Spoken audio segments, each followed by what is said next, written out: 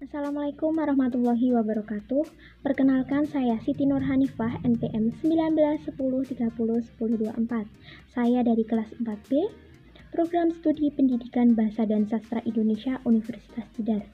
Kali ini saya membuat sebuah video untuk memenuhi tugas mata kuliah kepewaraan yang diampu oleh Ibu Teresia Pinakaratna Ninghatsari. Saya mendapatkan tugas untuk memilih pasal tentang undang-undang kepenyiaran yang dirasa saya menarik dan juga membedah kasus yang berkaitan dengan pasal tersebut. Pada kesempatan kali ini, saya akan memilih pasal 48 nomor 32 tahun 2002. Apa sih sebenarnya alasan saya memilih pasal tersebut?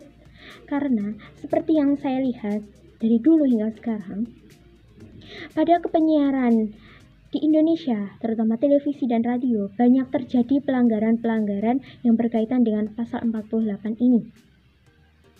Teman-teman pasti bingung sih apa isi pasal 48. Kali ini saya akan membacakan isi pasal 48 yang memiliki 5 ayat. Ayat pertama, pedoman perilaku penyiaran bagi penyelenggaraan siaran ditetapkan oleh KPL. 2. Pedoman perilaku penyiaran sebagaimana dimaksud dalam ayat 1 disusun bersumber pada A. Nilai-nilai agama, moral, dan peraturan perundang-undangan yang berlaku.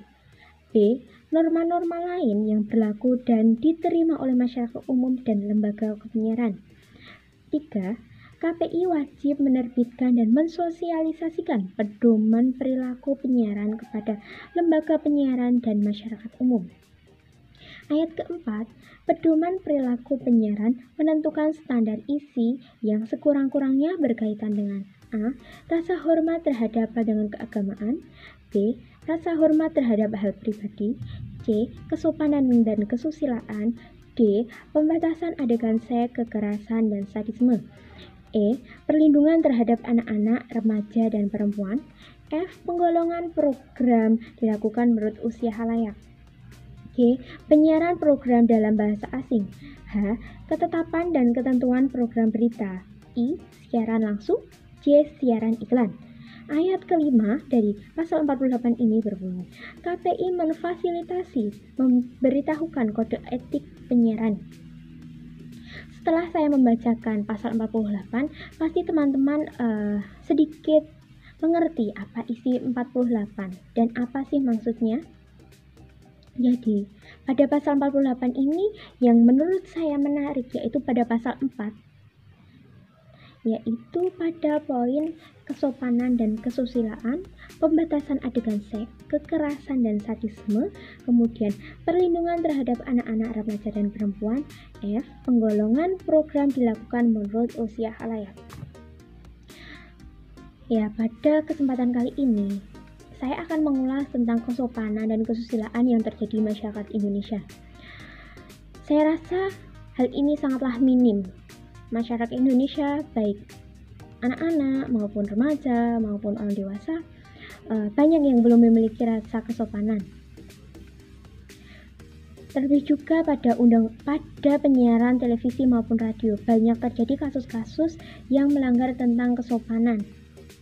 Kemudian yang selanjutnya, pembatasan adegan seks, kekerasan, dan sadisme. Pada penyiaran Indonesia, terutama televisi dan radio, masih banyak terjadi adegan-adegan seperti ini.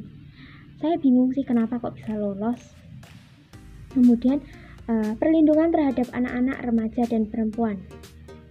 Pada poin ini, saya menekankan bahwa anak-anak, remaja, dan perempuan memiliki perlindungan sendiri apabila terjadi sesuatu hal. Kemudian, penggolongan program dilakukan menurut usia khalayak. Jadi, pada kesempatan kali ini, program televisi itu masih banyak yang banyak ditonton anak-anak, tapi itu seharusnya bukan ditonton anak-anak. Menarik, bukan? Saya yakin bahwa anak-anak di rumah maupun masih anak-anak yang di bawah umur suka menonton acara-acara televisi yang disiarkan pada jam-jam mereka nonton TV. Setelah membedah pasal 48 ini, saya akan memaparkan contoh kasus yang terjadi pada Pertelevisian Indonesia berkaitan dengan pasal 48 ini pada ayat 4. Contoh kasus yang pertama yaitu acara kartun Shaun the Sheep yang disiarkan di MNC TV. Acara Shaun the Sheep adalah suatu animasi yang disiarkan di MNC TV yang diperankan oleh kartun ataupun animasi yang banyaknya adalah hewan, ada beberapa manusia. Saya bingung sih mengapa acara ini dipertontonkan, padahal tuh ini nggak ada kata-kata sedikit pun dari mereka, hanya isyarat-isyarat. Namun anak-anak ataupun orang dewasa, remaja paham dengan apa yang dimaksud mereka. Acara Shaun the Sheep ini menjadi acara favorit di kalangan anak-anak. Namun pada tanggal 21 Juli 2017, acara ini mendapat atau melanggar pedoman perilaku dan standar program siaran atau sering disebut P3SPS.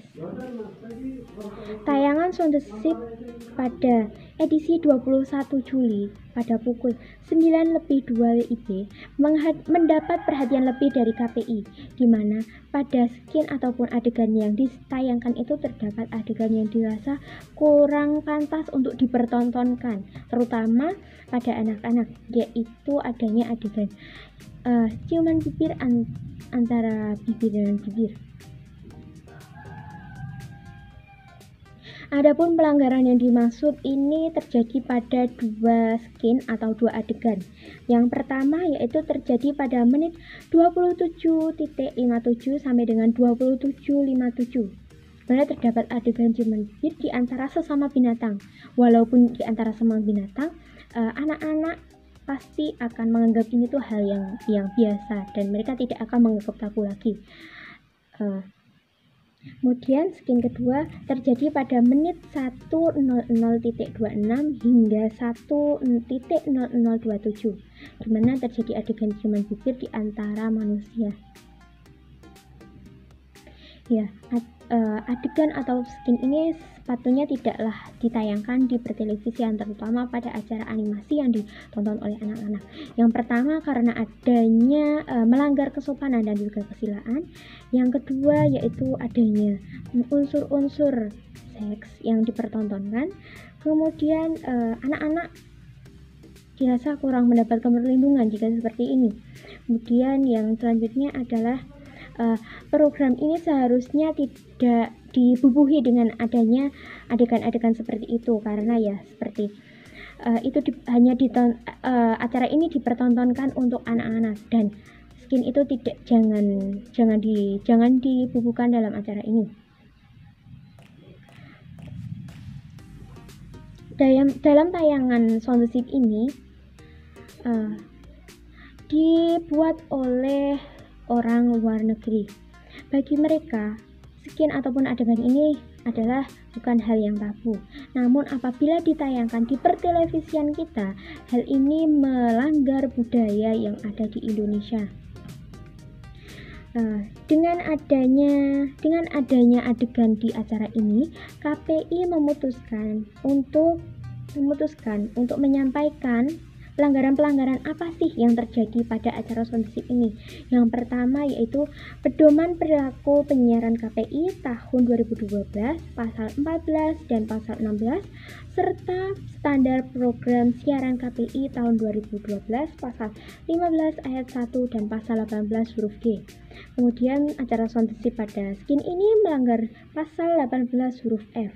Berdasarkan pelanggaran yang terjadi pada adegan tersebut, maka KPI memberikan surat layangan administratif berupa teguran tertulis. Kemudian kasus yang kedua yaitu terjadi pada acara Pagi-Pagi Ambyar. Pagi-Pagi Ambyar itu adalah sebuah acara yang disiarkan di Trans TV, di mana acara ini dibawakan oleh pendangdut Nasar Dewi Persik, kemudian Rian Ibrahim. Dalam setiap episodenya, acara ini menghadirkan dan juga mengulik-ulik bintang tamu berkaitan dengan kasus ataupun gosip yang sedang terjadi pada mereka. Acara ini biasanya tayang pada pukul 8:30 WIB. pukul setengah 9 WIB ini saya rasa masih pagi, masih banyak anak-anak yang menonton dan juga melihat televisi. Pelanggaran yang terjadi pada pagi-pagi ambyar ini adalah adanya adegan ataupun tingkah laku yang kurang menarik ataupun kurang dirasa tertarik untuk ditayangkan di pertelevisian Indonesia, yaitu adanya joget atraktif dan juga joget berlebihan dan juga joget yang menonjolkan dada, kemudian bokong, mengangkang, dan memanjat krin. Ya, adegan ini ditemukan oleh KPI pada pagi-pagi ambyar. Adegan ini saya rasa kuranglah menarik dan juga tidak seharusnya dipertontonkan. Apalagi pukul setengah 9 banyak anak-anak yang masih menonton TV. Terlebih juga pada era sekarang yang anak-anak masih di rumah, belajar di rumah. Saya takut bahwa acara ini akan ditonton oleh anak-anak dan anak-anak akan mengikutinya. Selain itu tidak adanya kesopanan yang terjadi pada adegan ini. Ini akan membuat rentan anak-anak untuk mengikutinya. Berdasarkan pelanggaran yang terjadi pada acara pagi-pagi ambyar ini, KPAI memberikan surat teguran berupa tertulis pada pagi-pagi ambyar agar mereka mengevaluasi acara yang sedang ditayangkan dan mereka akan berubah lebih baik lagi, karena pagi-pagi ambyar ini mengingat tayangannya masih pagi dan banyak anak-anak dan juga perempuan ataupun pihak-pihak yang lain saat menonton acara ini. Sekian yang dapat saya sampaikan. Billahi taufiq wal hidayah. Wassalamualaikum warahmatullahi wabarakatuh.